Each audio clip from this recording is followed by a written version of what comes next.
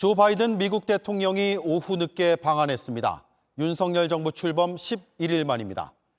우리 입장에서 긍정적인 기회를 갖게 됐지만 바이든 대통령이 들고 온 과제도 만만치가 않습니다. 특히 첫 일정으로 삼성전자 반도체 공장을 찾은 건 의미심장합니다. 반도체를 고리로 반중 결집에 나선 것으로 보입니다.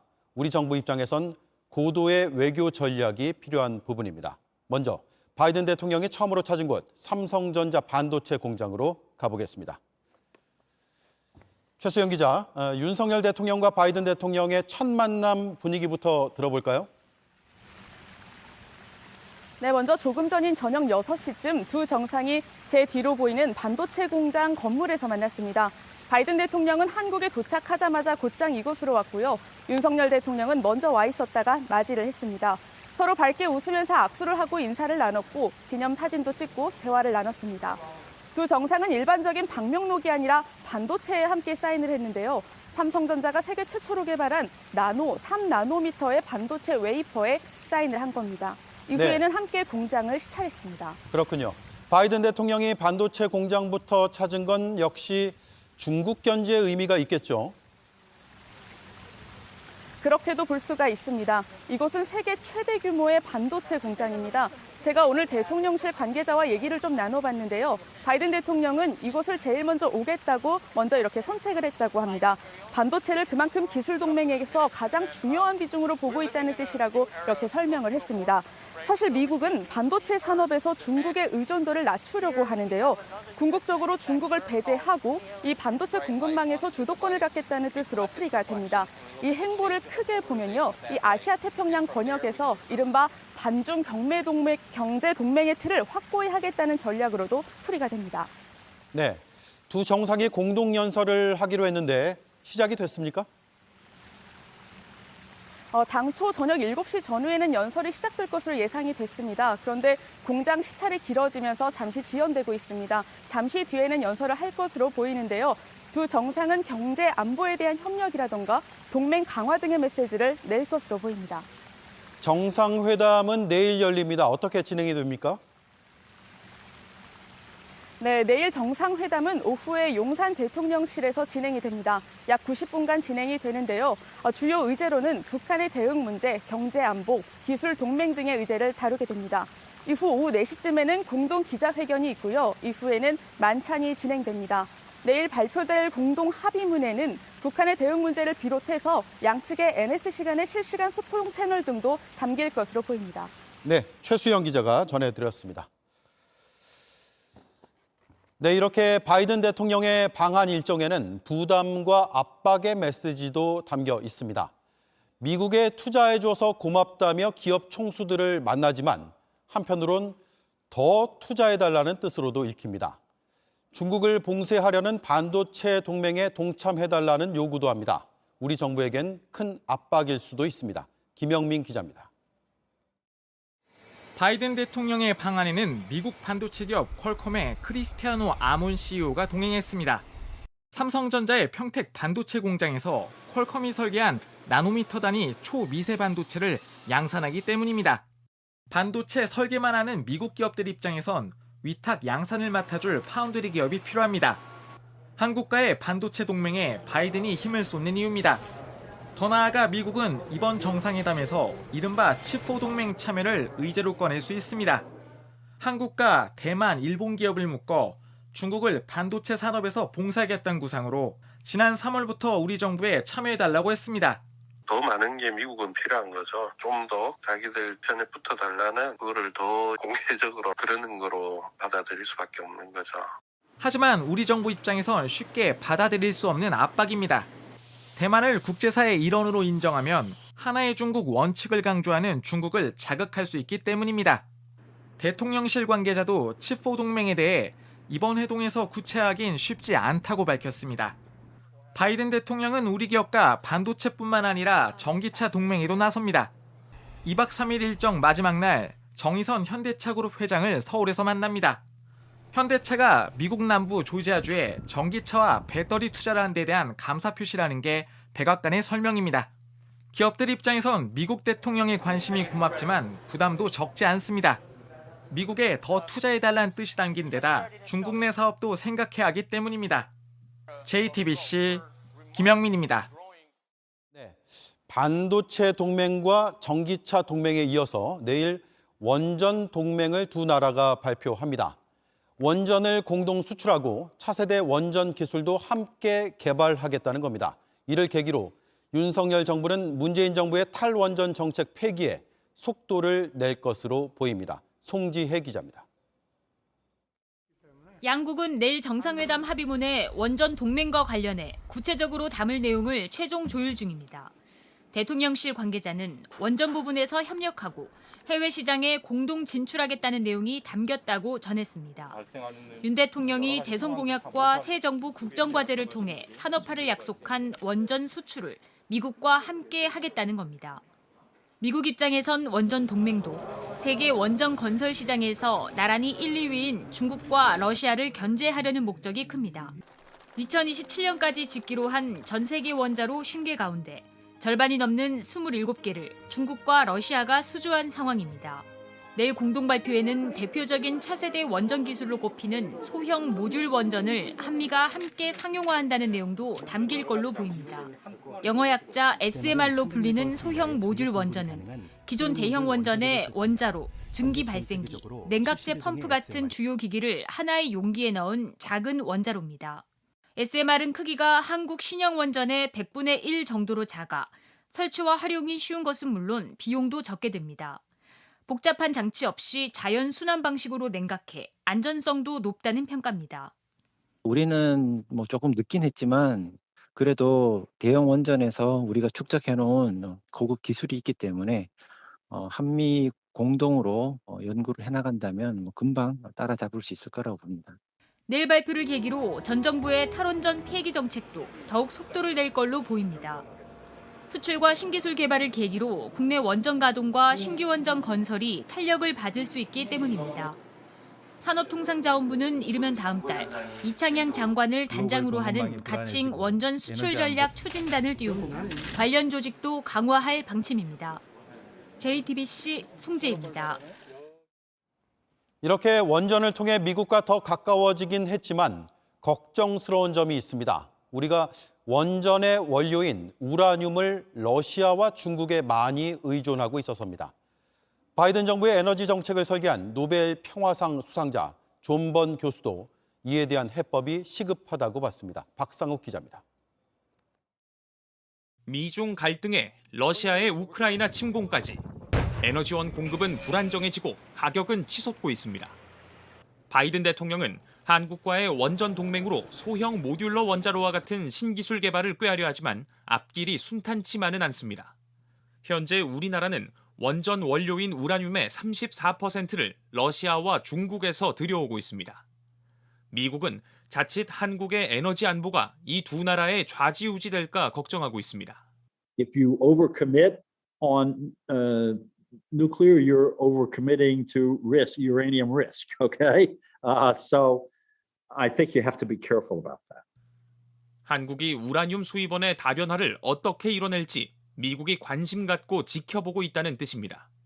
존번 교수는 한국이 미국의 동맹으로서 가장 먼저 이 문제에 대한 현명한 답을 찾길 기대했습니다.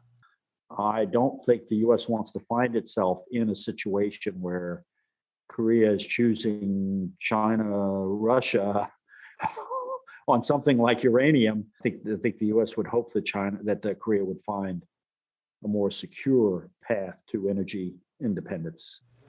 그러면서 윤석열 정부가 앞으로 동북아의 에너지 안보 분야에서 더 큰 역할을 해줄 것도 주문했습니다.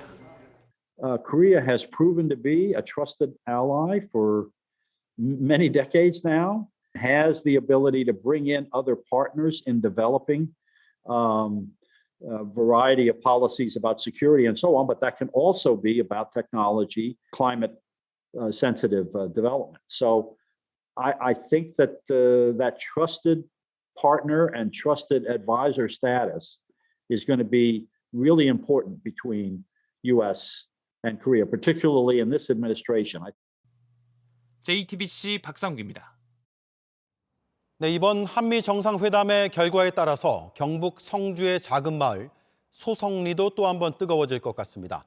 박근혜 정부 때 들여온 사드가 이곳에 5년째 임시로 배치돼 있습니다. 주민과 반대단체는 그동안 철거를 주장해왔습니다. 이번 회담의 정식 의제는 아니라지만 두 정상은 정식 배치를 논의할 가능성이 있습니다. 이금평 기자입니다. 고고도 미사일 방어 체계 사드는 2017년 3월 한국에 들어왔습니다. 현재 한 개 포대가 경북 성주에 임시로 배치된 상태입니다. 환경 영향 평가를 마친 뒤 정식 배치로 전환한다는 계획이 중단됐기 때문입니다. 환경 영향 평가를 하려면 평가 협의회를 구성하고 심의해야 합니다. 또 평가 초안을 작성하고 주민 의견을 수렴하는 등 절차를 거쳐야 합니다. 하지만 주민 반대에 부딪혀 협의회 구성조차 이루어지지 못한 상태입니다. 주민과 시위대가 기지 입구를 막으면서 유류 등 핵심 물자 반입에도 어려움을 겪고 있습니다. 이미 배치되어 있는 사드가 정상적으로 작동할 수 있도록 그것을 개선하는 것이 우선 첫 번째 과제입니다. 미국 역시 수시로 사드의 정식 배치 필요성을 주장해 왔습니다.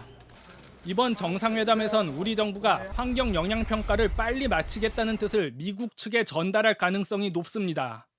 한미 군당국은 사드 정식 배치가 성능 개량 등 작전 능력에 미치는 영향은 크지 않은 것으로 보고 있습니다. 다만 사드가 정식 배치되면 건축물 등을 제대로 지을 수 있어 장병들의 생활 여건이 크게 개선될 것으로 기대하고 있습니다. 현재 성주 사드 기지에는 400여 명의 한미 장병이 머물고 있는데 이들은 컨테이너 막사 등에서 열악한 생활을 하고 있습니다. JTBC 이금평입니다. 중국은 불편한 속내를 군사 행동으로 표출하고 있습니다. 그제 미사일을 탑재한 전략 폭격기를 동중국 해상에 띄웠습니다. 순방 기간 중엔 우리 서해 공해상에서 군사 활동을 하겠다며 항행 금지 조치도 내렸습니다. 베이징 박성훈 특파원입니다. 지난 18일 중국 전략 폭격기인 홍육 2대가 일본 오키나와 남쪽 미야코 해협에 출현했습니다. 일본 방위성에 따르면 폭격기에는 항공모함을 타격할 수 있는 초음속 공대함 미사일이 탑재된 것으로 전해졌습니다. 일본 열도를 지나 서태평양 해상으로 출격했다 돌아간 건데 미사일까지 탑재하고 나타난 건 지난 2020년 6월 이후 2년 만입니다. 현재 중국 랴오닝함 항모 전단이 오키나와 남쪽에서 군사훈련을 벌이고 있는 상황. 중국이 미국에 경고 메시지를 전한 셈입니다. 중국 해사국은 우리나라 서해 공해상에서 군사활동을 실시한다며 선박 출입 제한 조치까지 발령했습니다. 공교롭게도 항행 금지 기간은 바이든 대통령의 방한 기간과 일치하는 오늘부터 22일까지입니다. 中方正在密切关注有关美国总统拜登访问亚洲的消息。 왕이 중국 외교부장도 브릭스 외교장관 화상회담에서 개별 국가가 세계를 갈라놓는 것을 막아야 한다며 미국의 반중 동맹 움직임에 재차 경고의 메시지를 보냈습니다.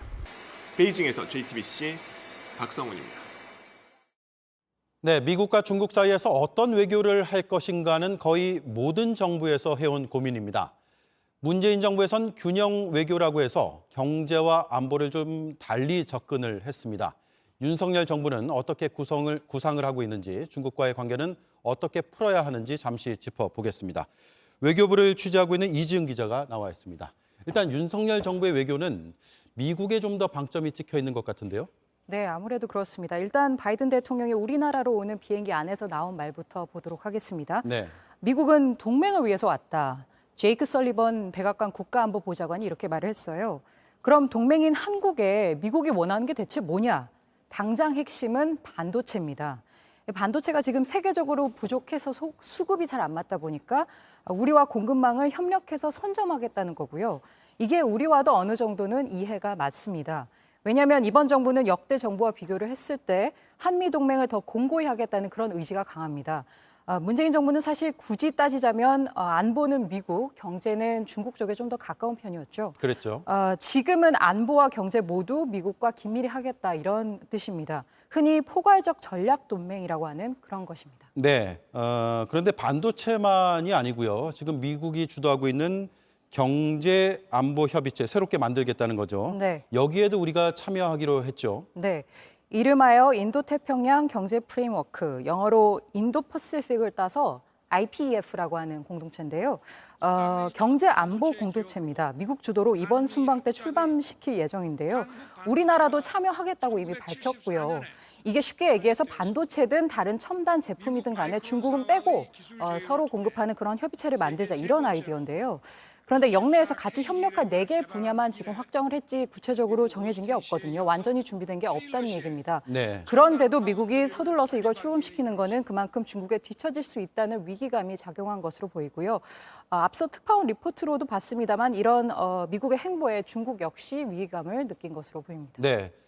중국이 그동안에도 그렇고 특히 이번 한미회담에도 상당히 껄끄러울 수밖에 없는 상황인데 네. 앞으로 중국과의 관계는 어떻게 풀어야 될까요? 네, 그 결론을 내기에 앞서서 일단 윤 대통령이 출근길에 오늘 아침에 이런 말을 했습니다. 중국과의 관계를 꼭 제로섬으로 볼 필요는 전혀 없다, 이렇게 해요. 제로섬이요. 네. 제가 만난 외교부 당국자들도 이 한미 협력을 강화하는 게 중국을 배제하려는 것은 아니다, 이렇게 하나같이 말을 합니다. IPEF를 포함해서요. 그리고 외교적으로는 중국과 전략적 소통을 말을 하는데 이런 취지를 중국에 잘 설명하는 것이 굉장히 중요합니다. 왜냐하면 중국은 우리가 지금 가장 많이 수출하는 나라거든요. 지금도 우리 수출에서 25%, 그러니까 4분의 1 정도가 중국에 들어갑니다. 그렇군요. 앞으로 중국이 어떻게 나오든지 간에 적어도 중국의 사드 보복대를 우리가 잊어서는 안 되겠죠. 그렇다 보니 중국에 대한 수출 의존도를 점점 낮추고 반도체처럼 우리 것 아니면 안 되는 그런 경쟁력을 좀 더 높여갈 필요가 있다고 조언들을 하고 있습니다. 네, 이지은 기자 잘 들었습니다.